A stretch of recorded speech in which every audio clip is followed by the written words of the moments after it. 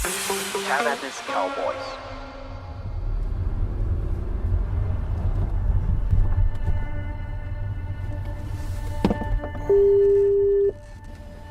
Bom dia. I have an appointment with Nicolas Martin. To the right, in number 6. Yeah, Okay? thank you. Thank you. In the last episode, we described how Juicy Fields imploded on July 14th, 2022. In this episode, we want to explore whether Juicy Fields was, from the very beginning, a criminal project. Was it a Ponzi scheme? In other words, a company without a product, without any medical cannabis to sell? Did Juicy Fields intend from the start to lure investors, take their money and run? Or did all those virtual cannabis plants that investors saw on their screens actually exist in real life? And if yes, where? We want to follow the weed to find out more about the people who set up Juicy Fields. I'm Andreas Becker. I'm Nicolas Martin. This is Cannabis Cowboys. A story about big dreams, Juicy money, and never-ending hype. Brought to you by DW. Episode 4, Where is the Weed? Hi. Hi, I made it. Okay, now I'm going to pick you. Okay, pick you cool. up there, okay? Bye-bye. See you, bye-bye. Bye-bye. See you. We are on the outskirts of Lisbon, at the headquarters of Portugal's public television RTP. We are here to meet a colleague. My name is Rita Marrafa de Carvalho. I'm a journalist and I coordinate the investigation here on RTP, the public service TV broadcast in Portugal. Marrafa de Carvalho works for the investigative TV show A Prova dos Fatos, The Proof of Facts. On July 14th, when Juicy Fields imploded and their official social media channels went dark, Marrafa de Carvalho checked her Twitter and knew instinctively something was up. I suddenly was looking at my screen and I just thought, oh my God, this is huge. And I started digging and suddenly I was on Telegram and there were thousands of Portuguese users totally desperate. And then I realized that nobody was giving the real importance that this was going to have. Marrafa de Carvalho and her team made a documentary about Juicy Fields and the many desperate investors in Portugal. Boa noite. É dos maiores esquemas de pirâmide dos últimos tempos. In Portugal, we had, like in other countries, we had plural investors. We had police officers, we have lawyers, we have doctors, we have nurses. We had also small investors that invest small amounts, and we have people that invest all that they could reunite all in their whole lives. So we had all sort of investors. During her research, it became clear to Marrafa de Carvalho that Portugal played an important role in the story of Juicy Fields. Portugal was essential because the major greenhouse that supported all the photographs, all the explanation to the investors was a Portuguese company, Sabores Púrpura. So every trust points that supported some confidence to the investors were in Portugal. The name you just heard, Sabores Púrpura, means purple flavors in English. It's a legal and fully licensed cannabis plantation in Portugal. In a newsletter, Juicy Fields called Sabores Púrpura our dearest and oldest partner. Sabores Púrpura was important for Juicy Fields' PR strategy. Juicy Fields regularly invited loyal investors and promoters to visit the plantation of Sabores Púrpura. Juicy Fields called these trips green tours. Here's an excerpt from another newsletter published after one of their tours, voiced by our team. Last Saturday, we organized another long-awaited green tour in the facilities of Sabores Púrpura. This time, 6 e-growers from Spain and Germany participated. After a tour of the plantation, visitors also got to meet Juicy Fields CEO Alan Glanse. Photos and videos got posted and shared online to spread the message. that these cannabis plants were real, they were growing like crazy, and Juicy Fields was going to be huge. But were all these plans growing for Juicy Fields and its investors? Or did someone else own them? We tried to contact Sabores Purpura several times while Juicy Fields was still going well, but they never responded. Then, when Juicy Fields imploded, we tried again. And a few days later, the executive director of Sabores Purpura, Sofia Ferreira, called us back. Ferreira did not want the conversation to be recorded, but allowed us to quote from the call instead. So, full disclosure, we wrote down what Ferreira said and asked her to approve our notes for release. Here is how she described the relationship between her company, Sabores Purpura, and Juicy Fields, voiced by one of our producers. Sabores Purpura had a classic broker contract with Juicy Fields. Juicy Fields paid Sabores Purpura to produce cannabis. Juicy Fields was supposed to find buyers for the cannabis produced by Sabores Purpura and would receive a commission in return. Ferreira did not want to explain how much her company was paid by Juicy Fields or how much cannabis they produced. But she did say that Juicy Fields completely failed as a broker. Juicy Fields did not initiate a single business contract that led to somebody buying cannabis from Sabores Purpura. In February or March 2022, Juicy Fields stopped paying. Sabores Purpura viewed that as a breach of contract and ended the contract with Juicy Fields. So while Sabores Purpura did produce cannabis, Juicy Fields never managed to find anybody to pay for it, process it, and sell it to pharmacies. Which means that Juicy Fields did not earn any money from the deal. Ferreira did not specify when exactly their contract with Juicy Fields ended. But as late as June 2022, a month before the crash, Juicy Fields was still calling Sabores Purpura their dearest and oldest partner. And a month before that, in May 2022, Juicy Fields wrote about another green tour to Sabores Purpura. According to the newsletter, which included photos, Sofia Ferreira herself showed the Juicy Fields group around and answered their questions. But when we spoke to Ferreira on the phone, she said she knew nothing about Juicy Fields green tours. Confronted with these inconsistencies, Ferreira did not want to comment further. She said her company had been hurt enough by its affiliation with Juicy Fields and that it was cooperating with authorities through lawyers. Ferreira added that the whole story was consuming too much of her time and energy. To double-check, we contacted a Berlin-based company called Alefsana.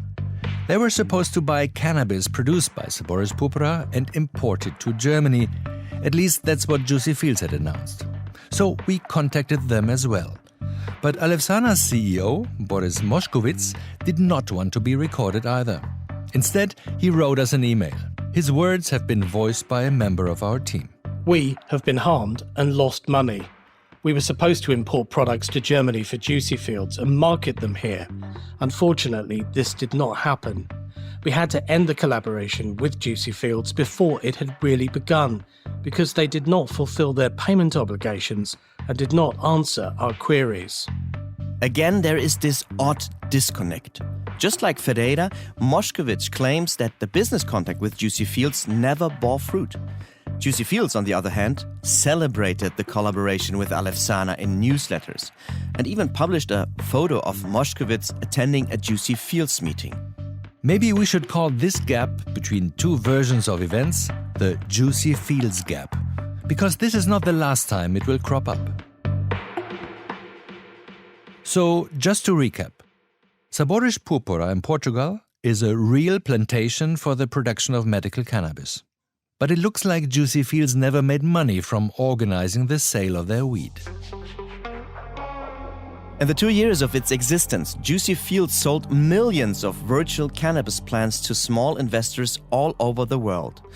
And the company claimed that for each virtual plant, for each avatar on a computer screen, there was a real cannabis plant growing on a real cannabis plantation that had partnered with Juicy Fields. We've mentioned that Juicy Fields seemed to get a kick out of boasting how much cannabis they produced with the help of their partners, such as in this video. 2020 fourth quarter, 25,000 kilograms of dry flour. 25 tons in 2020. And then? 2021 first quarter, 75,000 kilograms of dry flour. 75 tons in just one quarter is way too high, given the size of the international market for medical cannabis. We were not alone in finding these numbers too high to be true. As soon as we saw numbers like that, I just didn't understand where this product was being sold. My initial thought was that it potentially could be hemp, not actual medical cannabis. That's Nick Panteras.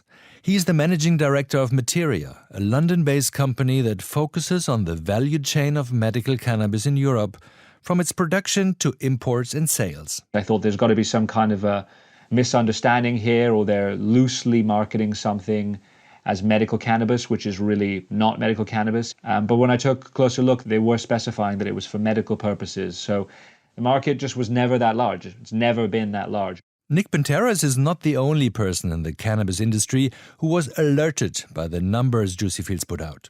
He told us that industry professionals had been discussing whether JuicyFields was a scam as early as mid-2021. I think it was basically a collective discussion, and we realized that our own individual doubt and skepticism was shared by many others. And we just put the pieces of this puzzle together and went, this absolutely doesn't make sense. They kept putting out ever bigger numbers of returns, and nothing added up.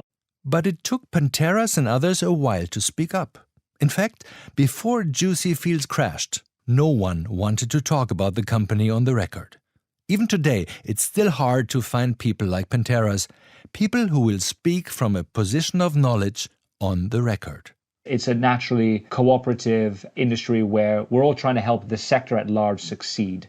So it's a far departure from that mindset to then actually go out and allege that someone else, some specific party, is breaking the law, especially when we're focused on our own businesses. I mean, looking back, perhaps the group of us that discussed the company should have done something about it. So until JuicyFields imploded on July 14th, it looks like nobody really even tried to find out where all their weed was located, or whether it really existed.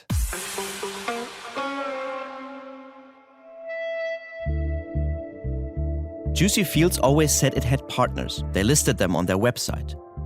Back in the very early days, JuicyFields claimed to have partnerships with some of the world's biggest cannabis producers and put their logos on the JuicyFields website. But these partnerships with the big companies never existed, and the producers were not happy when they found out. They complained, and JuicyFields had to remove their logos from its website. Here is what Canopy Growth, a big producer from Canada, told us via email. Despite their attempts to misappropriately display a partnership, Canopy Growth has never conducted any business or been associated with JuicyFields. After JuicyFields was caught apparently misleading the industry, they changed their strategy. Instead of creating the impression of partnerships with the big guys, they were now looking for smaller, lesser-known companies to team up with. We went through all the newsletters and website screenshots we could and found a total of 20 companies JuicyFields claimed to have partnered with. We contacted them all and asked about their partnership. The majority answered like this. Vertical Growing Switzerland. There was never any collaboration, and therefore there were never any products or plans to develop joint products. DMJ Denmark. We've never had a contract or agreement with the mentioned company. Dacha Corp South Africa. We have never sold or transported any product to or on behalf of JuicyFields anywhere, ever. Thanks again to our team for voicing those. Now, if we can take those denials as truth, it would seem that JuicyFields had stuck with its original strategy, but focused on smaller players. Announcing partnerships with cannabis producers seems to have been more important to JuicyFields than actually producing any cannabis. Some companies replied they would love to have worked with JuicyFields because they promised them international distribution. But as in the case of FCM Global from Colombia, the devil was in the details. FCM Global, Colombia. JuicyFields approached us in late 2021 to grow THC flower for them, We discussed some commercial terms and asked for JuicyFields licenses to buy and distribute THC products. They never showed us the appropriate paperwork, so we never consummated a formal relationship. Being listed as a partner was a surprise. A few of the companies we reached out to did not reply. They did not even have a homepage or a social media profile. So, up until here, lots of hopes and plans, but still no sign of any weed.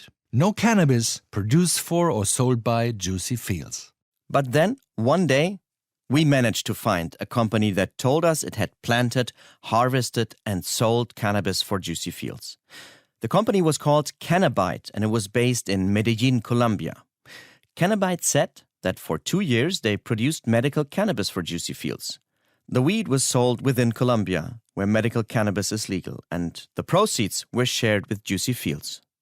So finally it seemed we had found a functioning partnership between a cannabis producer and JuicyFields. Was there some truth to the JuicyFields story after all? We were all ears when Sergio Londoño, the director of Cannabis, JuicyFields' partner in Colombia, agreed to talk to us. You did produce cannabis for JuicyFields for 2 years, is that right?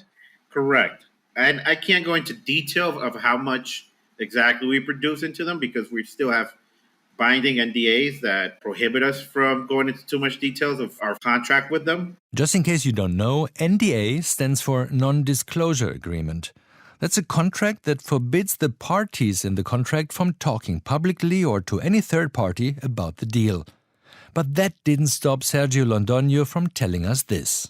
Let's just say that in the 2 years that we were working with them, in payments, they easily paid more for one event that they would sponsor at a conference than what we received from them for what we were cultivating. So you say in the whole time you received less money than they spent on one conference? Yeah. Londoño is saying that JuicyFields blew more money on sponsoring parties and conferences than they could earn from selling the medical cannabis produced by Cannabis. And if that is true, it begs another question. How did JuicyFields pay its investors? According to our research, Cannabis was the only company that produced and sold cannabis for JuicyFields. So we asked Londoño again. The cannabis that you sold from the harvests, do you think that was enough to pay out all the investors? No. No, there's no way they could have paid out all the investors from Cannabis. Why not? Because I know how much we were selling and I know how much we were producing for them. And I know that those numbers just wouldn't add up. My assumption was always that the other partners were moving a lot more product than we were. Today, Sergio Londoño, like many others, regrets having partnered with JuicyFields. They left causing damage. This has been a very unfortunate, uncomfortable, honestly, time-consuming and wasteful part of our business. I think they've done damage to Cannabis on the economic level. They still have outstanding invoices that they owe us. I tried to reach out to them and nothing. I can't reach them. Over a period of 2 years, JuicyFields threw money around to promote their brand. They sponsored industry fairs and conferences. They produced expensive music videos. Collaborated with a well-known rapper from Berlin. They even made a limited edition 7-inch record from that track in green vinyl. And they hosted parties, of course. One more shout out to JuicyFields. Parties to kick off or end industry fairs and conferences like the one we went to in Barcelona. We've seen a leaked company document that says that night alone cost 50,000 euros for food, drinks, dancers, DJs, light show, and luxury venue by the seaside. And that was not the only JuicyFields party. In the first half of 2022 alone, JuicyFields threw similar parties at events in Zurich, Bogota, Lisbon, London, Bangkok, and Cape Town. In total, they were present at almost 20 industry events. All that might have helped to convince investors that JuicyFields was successful and trustworthy. But it was also very expensive. Since JuicyFields hardly made any money from selling medical cannabis, we are still wondering, how did they pay for it all? The only answer that seems plausible is that they didn't pay for it. It was probably mostly paid for with the money that the thousands of e-growers worldwide had invested in the JuicyFields platform, which would make JuicyFields a classic Ponzi scheme. No product to speak of, just money flowing in, with new investors unaware that their money went towards paying the virtual dividends of the investors who had joined before them. Here's another detail that suggests JuicyFields was never really interested in actually producing medical cannabis. Remember Rita Marafa de Carvalho, the journalist we met at the beginning of this episode of Cannabis Cowboys? When Marafa de Carvalho was working on her documentary about JuicyFields in Portugal, she interviewed a cannabis grower who told her that even before the JuicyFields platform had gone online, the grower had received a very unusual offer from JuicyFields' then CEO Alan Glanse. The grower wanted to remain anonymous. He was owner of a cannabis greenhouse here in Portugal, was approached by Alan Glanse with a strange offer. I just want to put some webcams in your greenhouses and I'll pay you a fee a month. And I just want to use these webcams in your greenhouses. And he thought that's really weird. Marafa de Carvalho thought it was weird as well, and she thought that it could only mean that JuicyFields were not interested in the cannabis itself, but instead live images of cannabis growing in greenhouses. They may have wanted to stream the camera footage on their website to prove to investors that their cannabis plants existed. Marafa de Carvalho told us that the Portuguese grower refused to let JuicyFields install cameras on his plantation. So we tried to talk to Alan Glanse again. When we first spoke to him by phone right after the July 14th collapse, Glanse told us that partnerships with cannabis producers was the central aspect of his work as the CEO of JuicyFields. I'm never touch investment, finance and media. I do just a business. I fly around the world to find the producers, to find who wants the people collaborate with the JuicyFields to grow the plants, and I find the people who wants to buy. But now we wanted to ask Glanse about these allegations of fake partnerships, fake production numbers, fake contracts and fake images. Glanse never answered our calls. And he never responded to the messages we wrote to him either. Glanse left JuicyFields in May 2022, 2 months before the platform went dark. Rumors have it that he's living in Portugal now. Glanse's successor as CEO of JuicyFields was Willy van der Merwe. He's a cannabis entrepreneur from South Africa and owns a plantation there. In his short time at the helm of JuicyFields, only a few weeks, he tried to turn the company around. When van der Merwe found out that JuicyFields did not produce or sell any cannabis, he was furious. Internal company documents show that he was pushing for changes in JuicyFields' business model. In the list of proposals that we've seen, his language is revealing. To avoid further official scrutiny, he says the company needs legitimate greenhouses that actually exist. So the new JuicyFields boss wanted greenhouses that actually exist. The proposals were in a confidential memo written in June 2022, which we have seen and voiced for this podcast. And he goes on to list a number of problem areas that, quote, need urgent attention. Top of the list is the fact that the JuicyFields platform, JuicyFields.io, is seen as a Ponzi scheme and that it was being investigated by at least 5 different government departments in Europe. Van der Merwe then proposes JuicyFields should pay back its many e-growers. Especially those investors that invested their life savings with the company, knowing full well that there isn't any cannabis being grown or sold as professed in the markets. Let's listen to that again. That's the CEO admitting that JuicyFields does not have any product. Savings with the company, knowing full well that there isn't any cannabis being grown or sold as professed in the markets. If ever there was proof of this being a Ponzi, an admission like that would have to be part of it. So let's sum up. JuicyFields does not have a product. On the whole, there is no medical cannabis to speak of. there is a smokescreen of fake production numbers, fake partnerships, and fake footage. We do not know whether the people behind JuicyFields had better intentions when they started out. But the evidence suggests it had similarities with a Ponzi scheme from the start, a system where old investors were paid with the money from newcomers. Ponzis can work for a while, sometimes even for many years. But when the inflow of fresh money stops, the whole system comes tumbling down. Rita Marafa de Carvalho, the investigative journalist who researched the fallout in Portugal, is convinced there was a lot of criminal energy behind JuicyFields, and still is. I think JuicyFields is much more than we can even imagine. There are many characters that are not on stage, that we don't know, not even the identity, that know much more than we know and that have more responsibility that we know. Do you think that the whole thing could be more than just a scam? I think that could be a tentacle of other scams. What do you mean by tentacle? It could be a tentacle of other scams that are just involving something huge. What do you mean by huge? A very big organization. What kind of organization? A criminal one. A criminal one.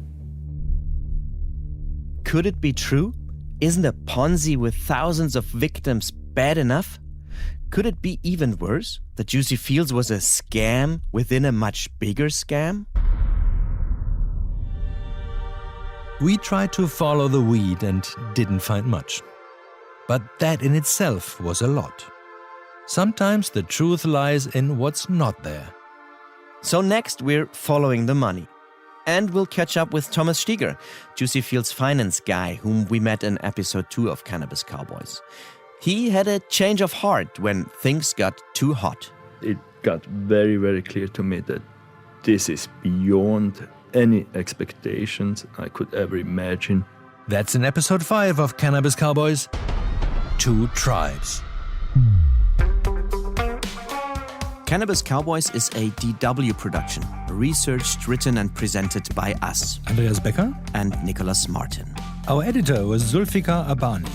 Audio editing and mixing by Simon Berghahn. Sound design, Warner Poland. The executive producer was Judith Hartl. Special thanks to Kathleen Schuster, Kate Laycock, Nick Martin, Charlie Shield, Ineke Mules, Ashutosh Pandey, Anke Rasper, Keith Walker, Sam Baker, Neil King and Lennart Thomas. Additional thanks to Henrik Böhme, Thomas Neufeld and the whole DW business team. The cover was designed by Ilona Wendt and Nora Charlotte Tom. If you read about Cannabis Cowboys in a podcast newsletter, that's thanks to Sam Baker. Boran Oeser took care of our promotion on social media and Christian Kühne of our distribution. Legal advice, Tobias Würkert and Thomas Gardemann. If you'd like to send us comments and feedback, send us an email to cannabiscowboys@dw.com. And we are constantly looking for new leads in this story, so if you have any information regarding JuicyFields, we would be grateful for your help. Get in touch and send us an email to cannabiscowboys@dw.com. If you like this podcast, hit subscribe, tell your friends, and leave us a comment on your favorite podcast platform. Thanks for listening. If you like this podcast, you will also enjoy Exit Scam. Exit Scam is a mini-series about the greatest crypto mystery ever. The founder of Canada's largest Bitcoin exchange died under mysterious circumstances during his honeymoon in India. But after his death, it was revealed that the vaults of the exchange had been emptied out before his death. So the Exit Scam mini-series set out to answer the question: could this crypto tycoon have faked his own death? Is he still out there somewhere with hundreds of millions worth of other people's money? All episodes of Exit Scam are now available wherever you listen to podcasts.